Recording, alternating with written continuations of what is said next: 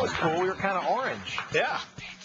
Make it even more orange. Well, whether you're defending the empire from medieval hordes, as many of us do nowadays, Or dreaming about launching your little brother or across the backyard, we're going to show you how to build a catapult. And we should also say launching humans off of catapults is not advised, although, Could you?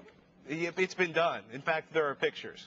I wouldn't want to do that. You wouldn't want to, but No. you might want to launch somebody else. So this is a trebuchet. Trebuchet. Technically, I'm not sure what I built qualifies as a full trebuchet, but it was the classic, like, system died, 2 in the morning, I'm annoyed. And so I spent the rest of the night researching Trebuchets. trebuchets, catapults, right? Catapults. I came up with trebuchet.com, dedicated to the art of hurling. Oh no! So they actually, I love it's a pretty nice web page, and they've got a bunch of kits, which I highly recommend buying a kit rather than building yours out of the Home Depot supply like I did. Somewhere right here near the bottom is if you do want to ride a trebuchet. They do have a link to someone who did launch Ride themselves. a trebuchet. Yeah, well, let me see if I can get this here. Is this the right picture? This is the test of the person launching. These things are huge. Well, this one's really huge because, so you see this next picture here? Yeah. That's him launching himself off of the trebuchet into a river. So obviously, there's the potential for really strange activity here. So what happened is we're not recommending this. Well, you don't have to recommend anything because you are a professional. What they have there that's really cool is the trebuchet simulator, right? It basically allows you to calculate. What's really cool, it's really good I did this because I figured out that to actually launch, I want to launch a PC, a football field. I want to, that's Oh, is that the plan? Yeah, that's my goal. Maybe it may happen around November when we take our little road trip. So you're saying when the computer died, you said, what can I do to kill this computer? Yes. Oh, I know. I'll launch it from a catapult. That's pretty much how the just stream trying to get of thought. inside the mind of Norton. Yeah, I wouldn't get too far inside. It gets a little sketchy at times. But what's interesting, though, is, right, is basically you play around with the length, the pivot, and the mass, right? So you basically, you're finding this highly amusing. Me up.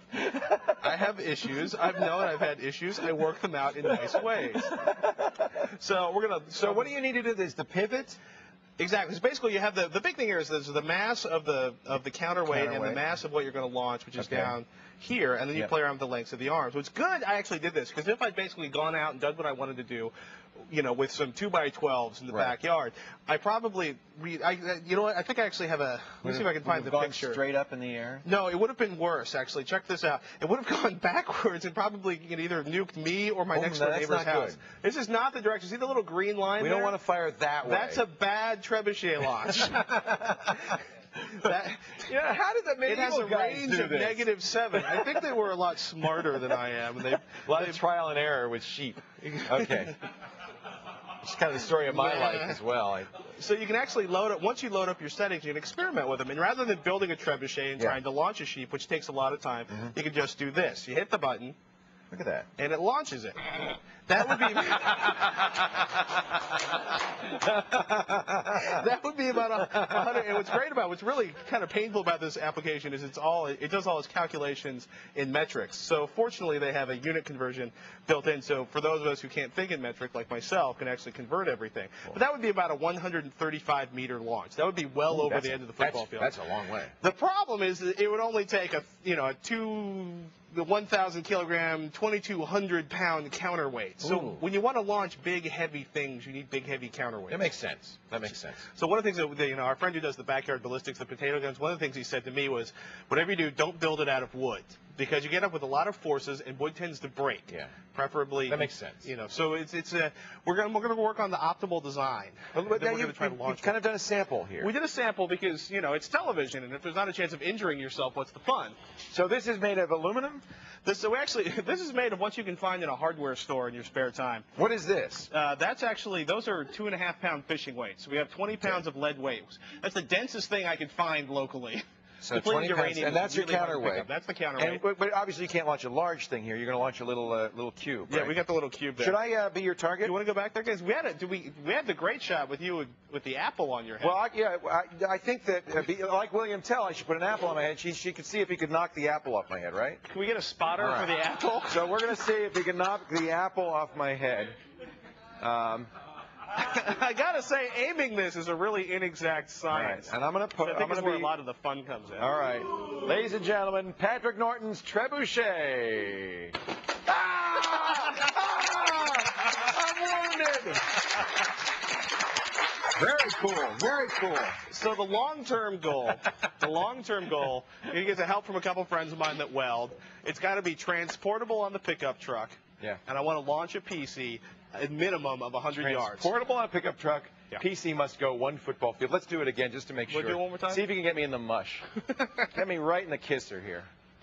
All right. All right. Are you ready? Ready? You feeling it? I'm feeling it. Somebody have that lead ball for me? It's the first time you hit me, by the way. I just want you to know. Well, in pre-show, it was going about an inch by ear. Bravo!